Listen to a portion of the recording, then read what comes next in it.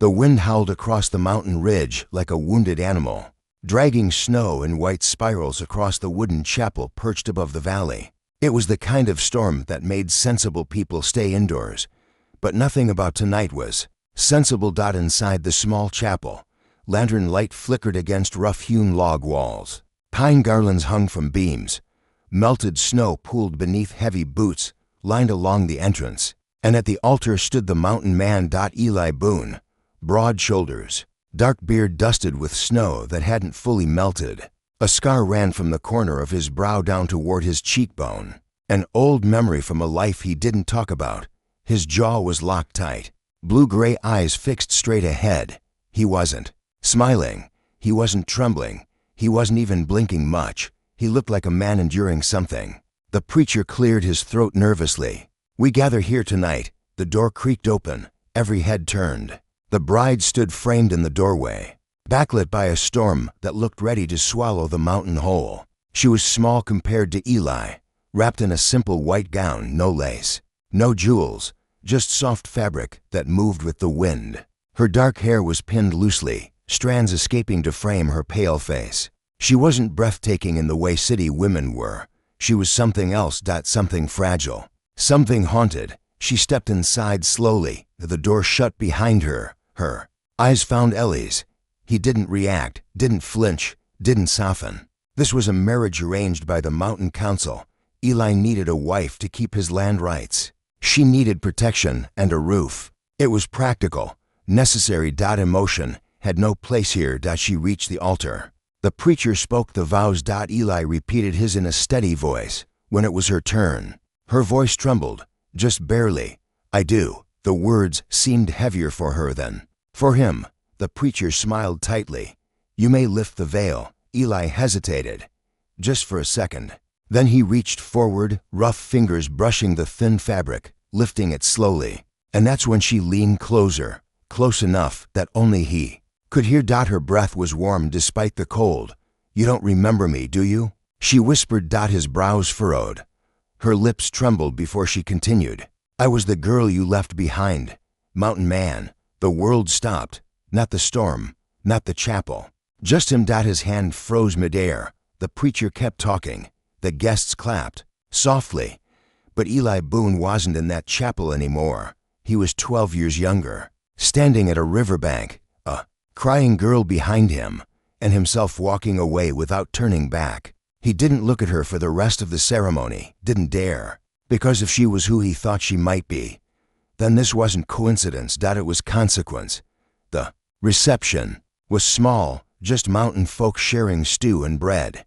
Eli barely spoke. He felt her presence beside him like heat from a fire he was afraid to touch. When the last lantern was blown out and the guests left, silence wrapped around them like the storm outside. They were alone in the small cabin the council had prepared. One bed. One hearth. One future neither had planned.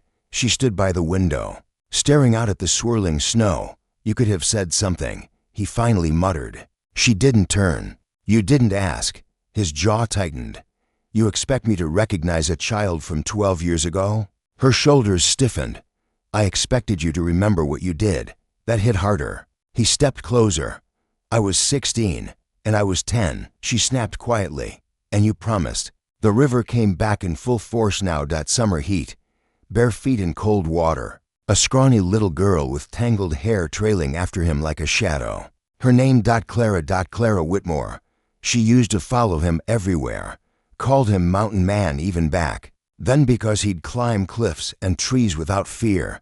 Her father had been a drunk. Her mother gone.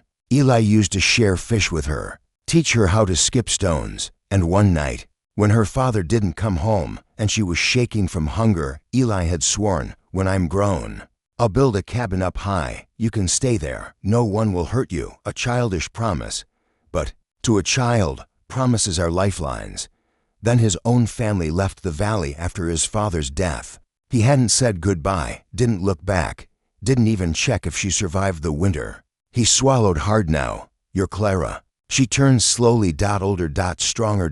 But those eyes, same storm gray. "Yes." Silence pressed between them. "You should have written," he said weakly. Her laugh was hollow. "To where?" That shut him up. She moved away from the window. I don't need your apology. I didn't marry you for romance. Then why? Because when the council said I needed a husband or I'd lose my mother's land. Her voice cracked slightly. There was only one name I trusted. His chest tightened. Trusted. After everything? You could have told them no. They would have paired me with someone worse. That thought made his blood run cold. He rubbed his face roughly. You should have told me before the ceremony. She stepped closer, chin lifting. Double quotes. No, I needed to know first. Know what? If you had become the kind of man who would recognize a promise. That landed deep. He had faced bears. Blizzards. Starvation winters. But this small woman standing before him felt more dangerous than all of it, because she knew who he used to be and who he failed. The storm worsened outside. Snow hammered against the cabin roof. Inside, the fire crackled. She sat on one edge of the bed. He stood by the hearth. Distance. Physical, emotional. I didn't leave because of you. He said finally, I know. She replied softly. That surprised him. I left because staying meant watching everything fall apart. She nodded slowly. I figured that out. Eventually. He looked at her properly now. There was no accusation in her eyes, just hurt that had aged into quiet strength. How did you survive? He asked. She shrugged lightly. You'd be surprised. What a stubborn girl can endure. He didn't like that answer, didn't like imagining it. A long silence followed. Then she said quietly, you don't have to be my husband in more than name.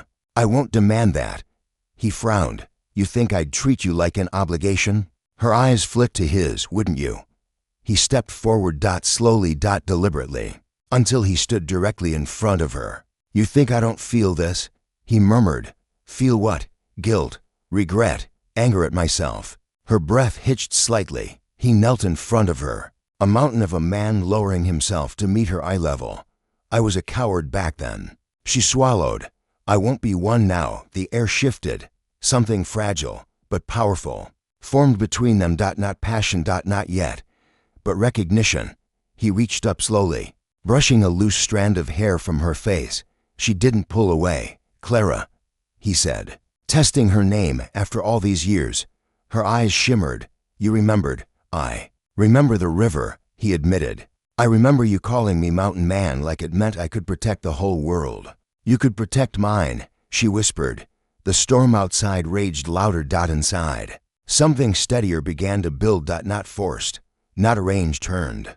He stood and moved toward the bed, but instead of claiming it, he grabbed a blanket and laid it on the floor near the hearth. She frowned. What are you doing? Earning back promises, he replied quietly. She stared at him for a long moment.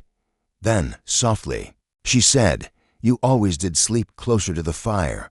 A ghost of a smile touched his lips, and for the first time that night, he smiled back. Morning came quietly. The storm had passed, leaving the mountain draped in white silence. Snow clung to the pine branches like heavy lace, and the world outside the cabin looked untouched, pure, almost peaceful. Inside, nothing felt untouched. Eli woke before dawn, as he always did. Years of surviving harsh winters had trained his body that way. For a moment he forgot. Then he saw her. Clara. Curled on the bed beneath thick quilts. Her dark hair spilled over the pillow. The firelight had faded to embers, casting a soft orange glow across her face. His wife. The word felt strange, not forced, just weighty. He stood quietly, pulled on his boots, and stepped outside into the brittle cold air. The valley stretched below like a frozen ocean. His breath rose in clouds as he scanned the tree line. And that's when he saw it. Tracks. Not deer, not wolf. Boot prints. Fresh. His jaw tightened. Someone had climbed up the ridge during the storm. Only a fool or a desperate man would attempt that. Eli followed the prints a few yards before they circled back toward the lower path. Whoever it was hadn't reached the cabin, but they had tried. A cold, familiar unease crept into his chest. He went back inside. Clara was awake now, sitting upright in bed. She watched him carefully. You saw something, she said softly. He didn't ask how she knew. Boot tracks, he replied, near the tree line. Her fingers tightened around the quilt. How fresh. Ours, Maybe less. Silence. She looked away first. And that was when Eli understood. You were expecting someone. He said quietly. Her shoulders stiffened. No. He stepped closer. Clara. She swallowed. There's a man, she finally whispered. From the lower valley. His expression hardened instantly. What man? His name is Daniel Crow. The name landed heavy. Eli had heard it before. Crow was known in the valley a rancher's son with more temper than honor. A man who believed land and people could both be owned if you pushed hard enough. He wanted your mother's land, Eli guessed. Yes, and when she died, he thought it would be easier. Ellie's hands curled into fists. Did he hurt you? No, she said quickly. Too quickly. His voice lowered dangerously. Clara. She met his eyes. He tried to court me. I refused. He said no woman survives alone up here without paying a price. Something inside Eli snapped tight. And the council, he demanded. They suggested marriage would solve the problem. Of course they had. The council didn't care about love. They cared about order. So you chose me, he murmured. Double quotes. Yes, because you thought I'd protect you. She hesitated. Then she nodded, because I knew you would. The trust in her voice hit him harder than any accusation ever could. He had failed her once. He would not fail her again. Eli reached for his rifle above the hearth. Her breath caught. What are you doing? Making sure the next set of tracks ends before they reach our door. Daniel Crow didn't wait long. He arrived just past noon. No storm this time. No secrecy. He rode straight up the ridge on a dark horse, wearing a smirk like he already owned the mountain. Eli stepped outside before he could knock. Clara stood behind the window, unseen but watching. Crow dismounted slowly. He was tall, clean-shaven, well-dressed compared to Ellie's rugged flannel and worn boots. Well, Crow drawled, you clean up nice for a wedding. Boone. Eli said nothing. Crow's eyes flicked toward the cabin door. She in there. That's as far as you go, Eli replied. Calmly, Crow chuckled. I just came to offer congratulations and condolences. For what? For marrying leftovers. The air shifted. Eli moved so fast Crow barely had time to react. He grabbed him by the collar and slammed him against the fence post with bone-rattling force.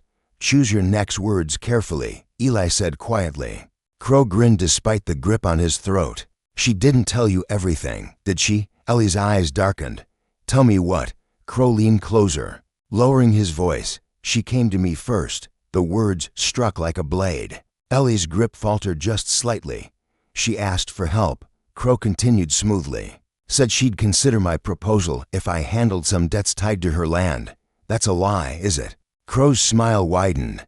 Ask her why she was in my office 3 weeks ago. Rage warred with doubt inside Ellie's chest. Crow shoved him back and straightened his coat. She chose you because you're predictable, Crow said. Simple, loyal, easy to manipulate. Eli swung. His fist connected with Crow's jaw, sending him crashing into the snow. Crow spat blood and laughed. This isn't over, he muttered, climbing onto his horse. Land disputes have a way of escalating. And then he rode away. Eli stood frozen in the yard, breathing hard. 3 weeks ago, before the council vote, she had gone to Crow. Why? He turned slowly toward the cabin. Clara was standing in the doorway now. She had heard enough. You went to him, Eli said. It wasn't a question. Clara's face was pale, but steady. Yes. The word cut deeper than Crow's insults. Why? Eli demanded. She stepped forward into the cold, wrapping her shawl tighter around herself. Because I was desperate. You said you trusted me. I do. Then why not come to me first? Her eyes flashed. Because you left once. The words silenced him instantly. You had no reason to believe you wouldn't do it again. She continued. And I couldn't gamble my mother's land on a memory. He felt that deep. So you offered yourself to him? He asked roughly. No. She held his gaze fiercely. I offered to negotiate. I thought if I could stall him, maybe buy time, I could find another solution. And he wanted marriage. Nothing less. The disgust in her voice was real. I walked out, she said firmly. That's when I went to the council and gave them your name.